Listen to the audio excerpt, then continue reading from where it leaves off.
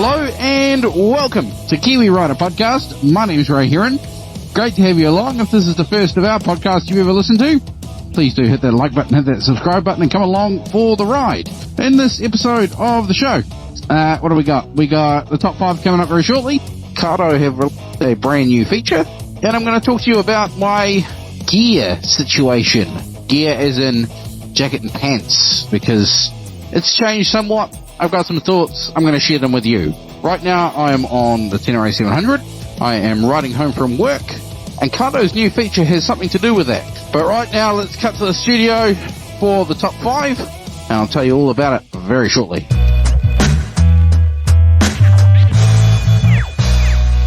Time for the top 5 this week, and this week it's the top 5 motorcycles that are known for their modest speeds, shall we say. The slowest motorcycles. Here we go. Number 5, the Ural Retro Classic with a top speed of 65 miles per hour, 105 kilometers per hour. The Ural Retro Classic is a sidecar motorcycle that is designed for off-road use. It has a 749cc engine and is known for its ruggedness and durability. Top 5 motorcycles that are known for their modest speeds. Number 4, the Suzuki Van 200. Top speed, 70 miles per hour or 113 kilometers per hour. The Suzuki Van 200 is a retro-style motorcycle that was first introduced in the 1970s. It has a 199cc engine and is known for its comfortable ride and easy handling. This is the top 5 motorcycles that are known for their modest speeds. In at number 3, the Vespa 946.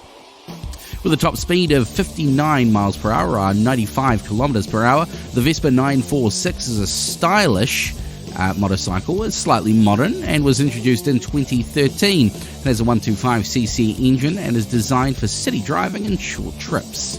The top 5 motorcycles known for their modest speeds, and at number 2, the Honda Super Cub with a top speed of 60 miles per hour, 97 kilometers per hour. The Honda Super Cub was first introduced in the 1950s and has become one of the most popular motorcycles of all time. Has a small 125cc engine and is known for its reliability and ease of use. This is the top 5 motorcycles, the list of the top 5 motorcycles that are known for their modest speeds. Number 1, the Cushman Scooter, top speed of 50 miles per hour, 80 kilometers per hour. The Cushman Scooter was first produced in the 1930s and was originally designed for mail delivery and has a small 10 horsepower engine and was used primarily for short trips around town. There you go. That is your top 5. Alrighty. So, Cardo released a new update for their flagship Pack Talk Edge, Pack Talk Neo, and Pack Talk Custom recently, probably about 3 weeks ago. And what they didn't tell anyone was that there was a new feature coming. Something that if you use it, you will use it and you'll love it. If you don't use it, you won't worry about it. And it will be a non-thing for you. But if you're a vlogger, you do moto vlogs, you like to record audio while you're on the bike, this will be a feature you will like. So, DMC 2 generation products now have the ability to record not only you on the bike talking like I am now, but the entire conversation of anyone connected to you. So, right now I'm riding solo, that's all you can hear, but if I was riding with someone else connected on this DMC 2 network, you'd be able to hear them as well, which is kind of a game changer for content creators. So up till now, people have had a camera on their helmet and a microphone in their helmet, as well as the microphone and speakers for their Cardo, and they've recorded everything individually, right? But how do you record the second person? How do you record your riding buddy, whether that be a pillion or just someone else you're riding with, or a group of people? It's very difficult. One solution I found was to have a second Cardo plugged into an audio recorder, put that in my backpack. That's on the same connection, on the same network, shall we say. And that worked, but it wasn't a great solution. I've done some podcasts like that in the past, and as I say, it worked. It was probably quite difficult to listen to as a listener, and mixed results. But Cardo have released this new function that records everything on that network. So right now I'm talking to you, got my helmet on, I'm riding down the road at 87 kilometers an hour. My Cardo is connected to my phone. I'm running the PackTalk Neo on my helmet at the moment. And I hit record before I got on the bike. And you can hear me. You've still got the use of all the functionality in the kit with the noise cancellation and all of that sort of jazz. Obviously, I can't listen to music while I'm doing it because that kind of defeats the purpose of what I'm doing. But it works. And I think it's going to sound okay. It's going to get the point across, right? So next time I go on a ride with Matthew Day Gillard or Todd Heslin or Ben Wilkins or any of the voices you've heard on this podcast before, we'll be able to have a chat about the bike that we're riding and the pros and the cons instead of having to stop at a cafe or a coffee shop or whatever and tell you about it then. So that's it. For me, as a content creator, it's a brilliant function, a brilliant feature. And I think it's going to change the way moto vloggers on the likes of YouTube create their content. So good job, Cardo. The current ecosystem, because I still see people asking these questions on social media, what comms kit should I get? The current ecosystem, I still believe you should go for Cardo. It's the only offering that is waterproof. So if you ride through a rainstorm and your Cardo dies, you get it looked at, they'll go, oh yeah, water. Well, he said it was waterproof, so here's a new one. No dramas. DMC2 is the way to go if you ride in decent groups of people. Big road trips and that sort of thing. It's different to your conventional Bluetooth connection. With Bluetooth, it's a shorter distance connection, and if you lose connection, you have to stop and repair. DMC2 automatically reconnects. So if you always ride in the same group of people, then all you need to do is have that group set up once, and every time you turn your Cardos on, you'll all already automatically be connected and be able to talk.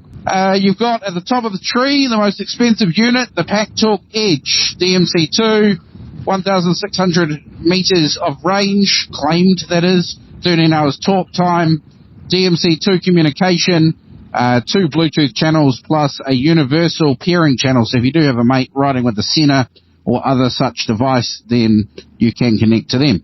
There's a few other functions in there. You can use your phone's electronic assistant. I can't say her name right now, but you can use voice commands to tell them to do things, answer phone calls, make phone calls, send text messages, listen to music or podcasts and all that jazz. Same functionality, but a little bit cheaper is the PackTalk Neo as the next one down. It doesn't have the ear mount, so the ear mount only comes with the PackTalk Edge. The ear mount is essentially magnets inside the base, and the electric connectors are in the base, so that stays on your helmet. The magnets suck the unit onto the base, and some little clips that engage, and it's definitely not coming off your helmet.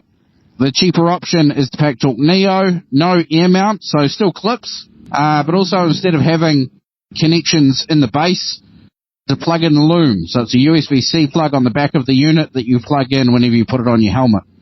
I'm using that right now. The only drawback to this unit that I can think of is the fact that you can't charge it while you're using it.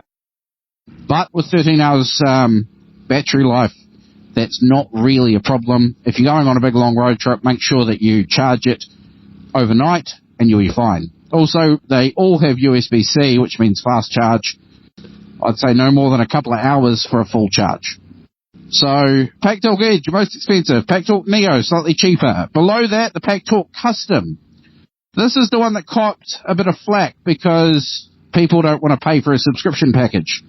But what it does, out of the box, you get DMC2 communication, you get one Bluetooth connection, pretty much all the functionality that you would want out of the box, and then you can pay for one of 3 subscription levels for the extra features, the most expensive one being about $30 US a month, and that gives you all the functionality of the PackTalk Edge.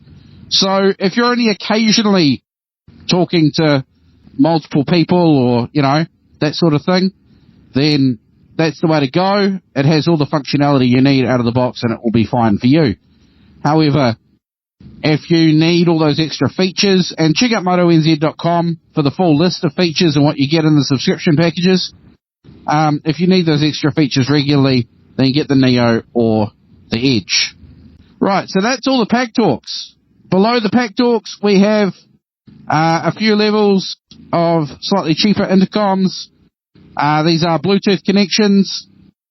They don't have DMC, but if you only need to talk to a pillion, or one rider occasionally, or you just want to spend a little bit less money, then they're the way to go. Freecom X2, Freecom X4, those are you can look into those yourself. There's stories on those up at motonz.com. And then if you need to do is talk to your pillion and or listen to music, get the Spirit HD or the Spirit. As I said, a full rundown of all the models is up at motonz.com. Check it out there. Any questions, sing out. Happy to help. That is your Cardo update. But good work, Cardo, on releasing this recording function. I really like it. I think you've done a great job. And I'm looking forward to going on a group ride and recording that conversation and boring you to tears through the podcast. Have you thought about your motorcycle insurance? Protector Insurance do a massive range of motorcycle insurance. It's motorcycle insurance by motorcyclists for motorcyclists, with some awesome benefits like they can give you the booking fee for your Ride Forever course back. They can cover not only your bike, but your gear as well, and they can do track day cover. So check out protectorinsurance.co.nz and get a quote today. I was incredibly surprised I even saved money on my policy. protectorinsurance.co.nz. That's PROTECTA insurance.co.nz. And thanks, Protector, for sponsoring this episode of Kiwi Rider Podcast. And now. Right, let's talk gear. A bit of an update. I have scored myself a sweet new jacket. I don't have the pants yet, but the pants are coming, and it's Rivet. So let me take you back to the start. My journey with motorcycle jacket and pants has been driven by the fact that I commute daily. I want waterproof, and I want thermal insulation in winter.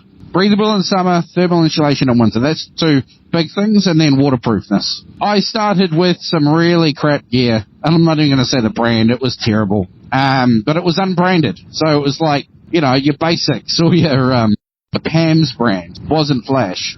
My first branded gear was Hevik, Hevik. I had the titanium R jacket and pants. Waterproofing on that was terrible. Quite comfortable. Not bad thermal insulation. Removable layers, waterproof layer and thermal insulation layer. But the waterproofing, it really did. It leaked in all the wrong places. I think it leaked in the armpits, leaked in the crotch. Not Flash. Good for on a budget and quite stylish. Did look good. Next up, I got some 1-ton gear. 1TONNE. This is a dude out of Taranaki sells this stuff.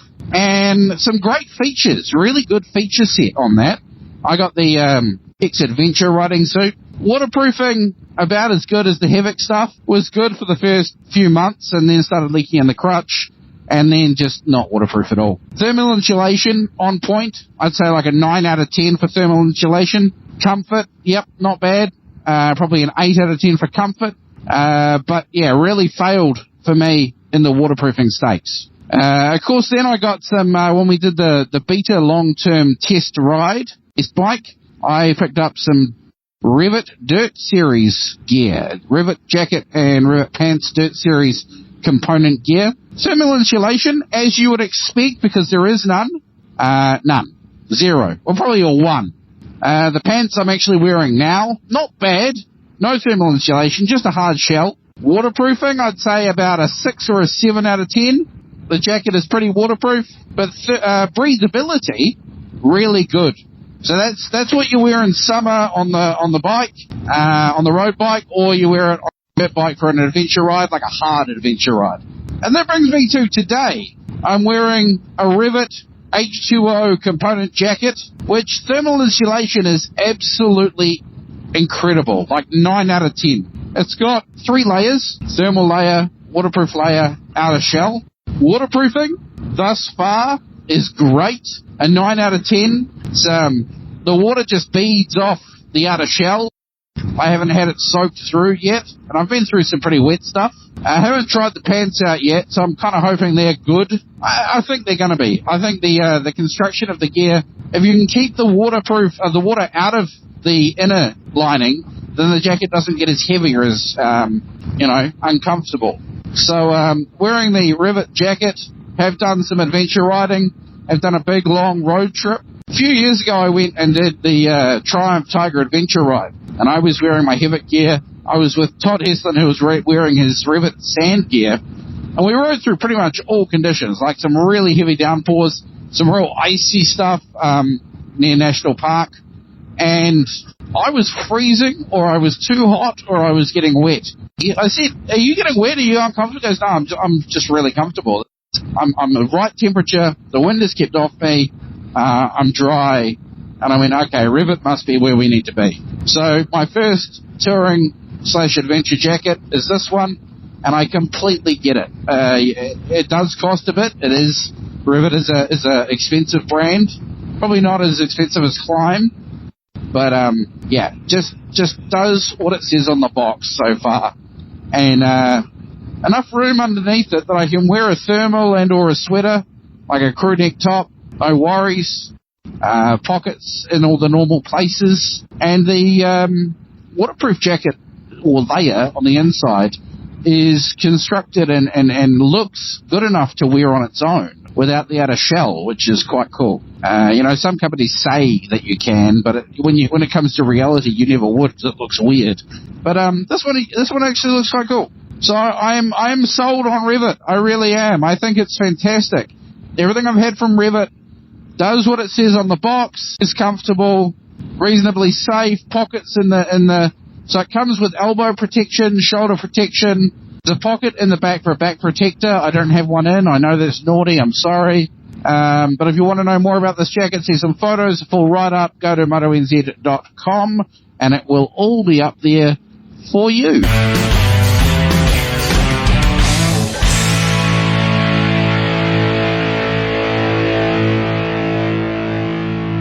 So I should give you a quick update on the Tenere 700 as well. Did the YSS suspension update, or upgrade, I should say. The tires just force into the ground. There's just so much grip. I haven't done an awful lot of off-road on it, but the off-road that I have done has been brilliant. It's just made the bike a big dirt bike. It's so good. If you did watch any of the videos up at YouTube, you'll see that I did things like installed a granddad screen, a wee screen extender. That's off. That lasted about 3 weeks until I realized that the rubber shoe clamped to the original Tenere 700 windscreen were leaching and discoloring the original screen. And then it started getting loose and floppy, and I went, ditch this, let's get rid of it. Was quite good on the motorway, kept a lot of the wind off me, but we got rid of it, it's gone, and it won't be returning. I have some new body panels coming for the Tenere 700. They've taken a very long time to get here, slow boat from Japan. They should be here this week. I'll be installing those. And then working on prettying up the bike, because I've kind of roughed it up with all the treatment, all the rough riding that I've done. And it makes me sad. It was a brand new bike when I got it, well, pretty much. So we'll be doing that. Otherwise, I am kind of pushing the life on the Midas EO7 Plus tyres. The rear one is pretty well toast. I wouldn't want to do much off-road. I'm just using the last of the centre line of tread in this commute up and down the motorway every day. And I've got some extra pieces to go on the bike over the next few months. Some new bars. I'm toying with the idea of heated grips, but I don't really need them. It's kind of because I have to get new grips that I'd get them. So that's the update on the Tenere 700. And of course, I've been riding the Motomorini CMS 06.5. You heard the episode a couple of weeks ago where we went on the Matariki mission, the Forgotten World Highway, and up to Mount Taranaki. That bike is bang on 3,000 kilometres. I didn't realise it at the time, but a couple of days later I turned the ignition on and realised exactly 3,000 kilometres on the odour of that bike. So that's parked up at the garage. It got its first ever clean after that trip where it got absolutely filthy. It's looking really good to the point where I don't know if I want to ride it because it's so clean, so nice. And that was using Motomuck. Motomuck is brilliant for dirt bikes, road bikes, anything. You essentially put the bike in Motomuck, leave it at sit 5-10 minutes. You can get a sponge and kind of gently give it a rub down and loosen any real rough stuff, and then just take to it with the water blaster. Be very careful not to spray too directly on any seals or bits and pieces, but it brought the Moto Morini up beautifully. It's what I use on the Tenere 700 as well. It's just a really good motorcycle cleaner. And that pretty much is the full update. That's pretty much everything I've got for you. I'm on the T7 right now. I've been commuting from Central Wellington to Hutt. And apart from the bits and pieces that we do in the... That's it. Thank you very much for listening. Really appreciate it. I've been talking to you. I'm wearing my Aero Commander helmet with Packtalk Neo on the helmet, recording to my phone using the new Cardo voice recording function. Hopefully it doesn't sound too bad to you. If you just want to know any more about any of that stuff, feel free to reach out. Always keen to share my experience on gear. There you go. That pretty much wraps up the podcast this week. Thank you so much for listening. If you want to know more information, as I've said, motonz.com. Kiwi Rider magazine is out twice a month, absolutely free. 2 magazines a month. The first one is generally a road-focused magazine. Second one is a bit more dirt-focused. You can check that out absolutely free. You can download it, print it out, read it online, whatever you like, at kiwirider.co.nz. Matthew Day-Gillett's website, onthrottle.co.nz. He is the news hound. He writes all the news for the magazine. And, of course, we share a bit of his news on the podcast as well, onthrottle.co.nz, and he does weekly YouTube videos. On YouTube, just search out On Throttle. Mine, motonz.com, and I do weekly YouTube videos as well. The channel, MotoNZ on YouTube. We're on Facebook, Instagram, TikTok as well under multiple handles. On Throttle, Kiwi Rider Podcast, or MotoNZ. Thank you so much for listening. This is Kiwi Rider Podcast. My name's Ray Huron. Keep your upside down throttle on, and we'll catch you in 7 days' time.